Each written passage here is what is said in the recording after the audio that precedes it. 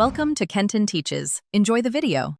You start by checking prerequisites, confirm device model and iOS version, and make sure your Apple ID and password are available.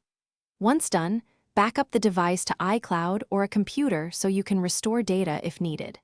Next, open Settings and tap Screen Time to see whether family sharing or a Screen Time passcode is active. This determines the path. If you don't know the device passcode, note that some steps require device access. Prepare a secondary device or computer for account recovery. If you selected Forgot Passcode, you'll be prompted to enter the Apple ID used to set screen time, enter it, and authenticate with the account password or verification code.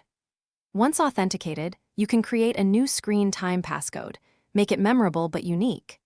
If the Apple ID credentials aren't available, start Apple ID recovery from your settings or a browser.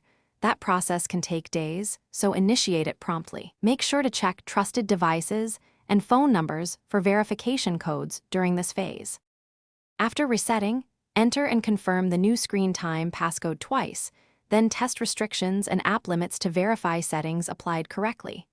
Once confirmed, re-enable any family sharing or parental controls you use, and instruct family members on the new code if appropriate.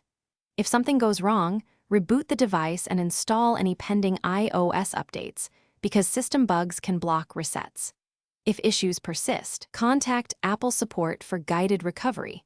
Have your device serial number and Apple ID information ready for faster help. Thanks for watching. Please subscribe if this video was helpful.